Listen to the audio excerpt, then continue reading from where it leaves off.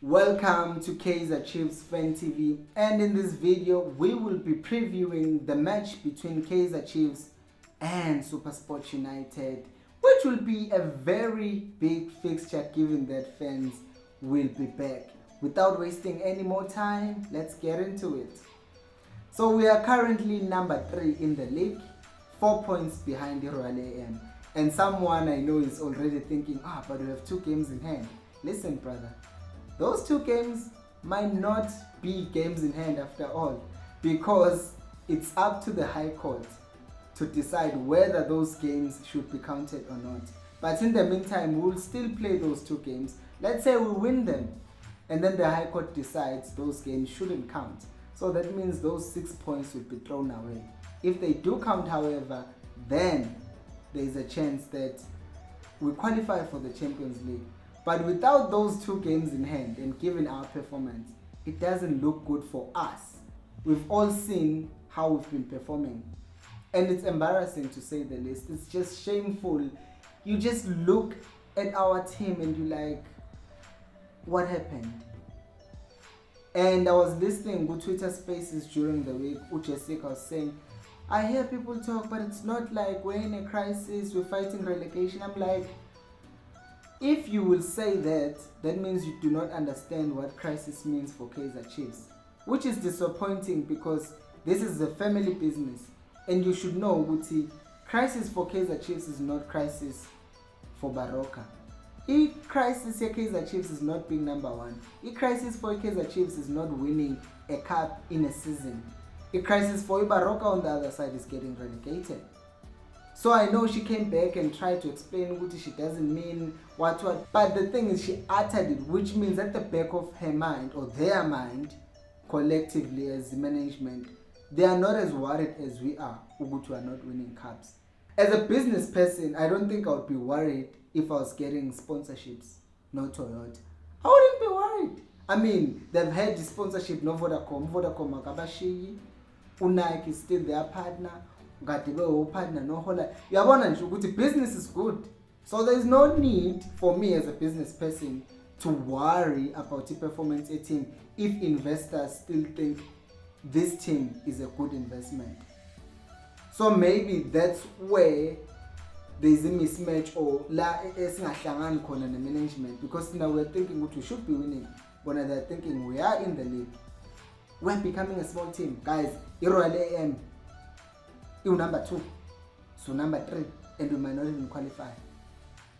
It's said this speaks to the ambition of the club.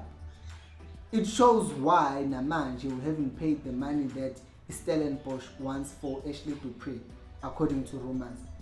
Because if Kugun we're still offering 75% of the amount they're asking, what if Sundowns comes and they pay you 100%? And then we'll end up saying, why Sundowns buys all the good players. But if we are chipping out and we are not paying the money, then what's Sundowns supposed to do if there's a quality player available? What's Pirates supposed to do if there's a quality player available? What is our ambition? Going to this match, it's just all those questions, Uguti, the frustrations that fans have and that they are taking with to this match, Yaksasa, is Uguti, they have upset us. We are angry. They lost the league on the last day of the season. I was hurt.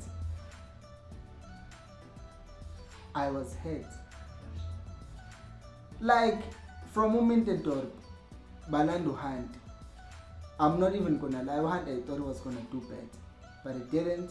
From Hunt, Balando Bucks, and the thing is, at the time Balando Bucks, Uzwane was doing well. Bamsusa bafaka uBaxter for the final. Kulephi izwe do you ever hire a coach for the final match? It's like the same thing as Spurs. They fired Mourinho in the final on the weekend, and then they ended up losing that final. And now Kune Chiefs, they just say Zwane about assistant coach and then uBaxter as a coach. Labadlali that is not been with for the entire season. Uzwane had been with the players for the entire season. And then uBaxter was just there with them for a few weeks, and then was expected to coach those players to a victory. And then my figure Nakono Badal is a different system than what Uzwane was using. So it just shows ukuthi nganabo mabenza lama decisions, they really think about what they want to think about. They don't really think ukuthi will this affect the team, which is disappointing because uKaizer Mtangu Jr. wadlala ibhola. He didn't have that successful of a career, but still he knows how these things work. And it's disappointing that even with him as a sporting director, they still make such decisions.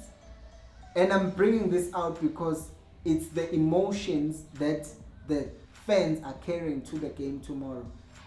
And the thing about fans being back tomorrow is that it might just put pressure ebadlaleni, put pressure on Baxter himself, because he knows that fans are angry, and it might affect his selection. And because we are panic avele, angavela lwela ukuthi angadliwa, and aqhubeka adlale defensively in front of the fans. Bese kuba nenkinga. Because here's another thing that I would like to point out.